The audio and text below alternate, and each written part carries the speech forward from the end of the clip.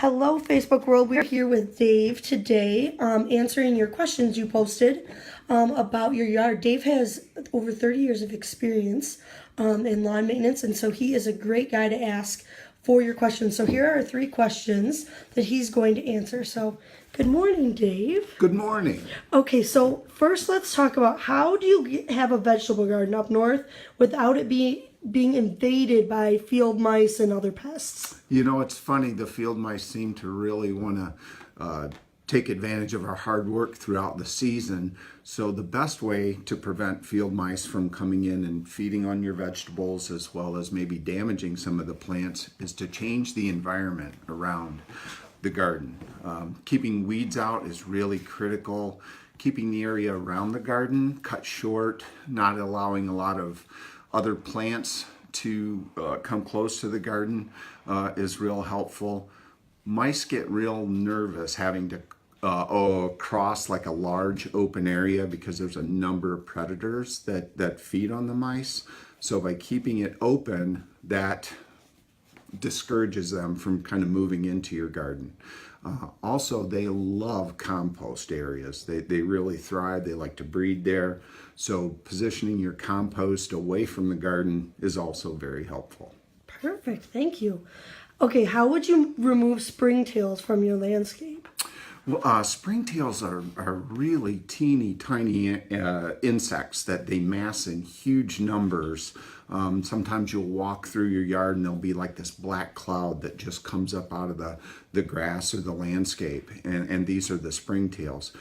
They really like a wet environment. They feed on decaying plant material. So maybe adding some drainage, keeping leaves out of your yard will discourage these insects from being in your lawn.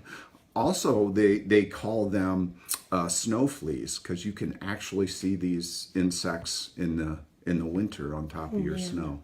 That's gross. All right, last one is how would you remove moles without hurting pets or kids? Yeah, moles are a real problem. They're a real nuisance in our lawns and landscapes. There are a number of different treatments that you can do.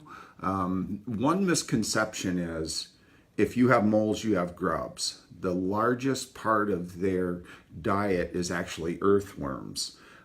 So doing a grub control, which is sometimes what you're encouraged to do, won't really help your mole problem. There are some castor bean oil sprays that actually act as a preventative, pushing them off your property. The one disadvantage to this is you really have to apply often, especially if we end up getting a lot of rain. There are a few poison worms that are on the market that work very well, and these are buried actually in the tunnels. So your pets and children typically wouldn't come into contact with them. The moles actually have to navigate through their tunnel to find these things. Okay. Probably the best way is through trapping. Some people aren't really in tune with this or don't think that's the best way to do it, but it is a verification that you've actually got the mole.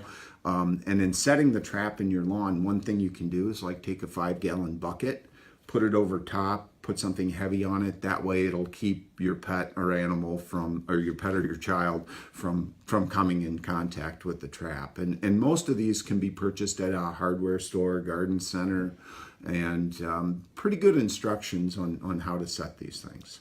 Great. Thank you so much, Dave. We appreciate your time and expertise. Thank you. No problem. Thank you.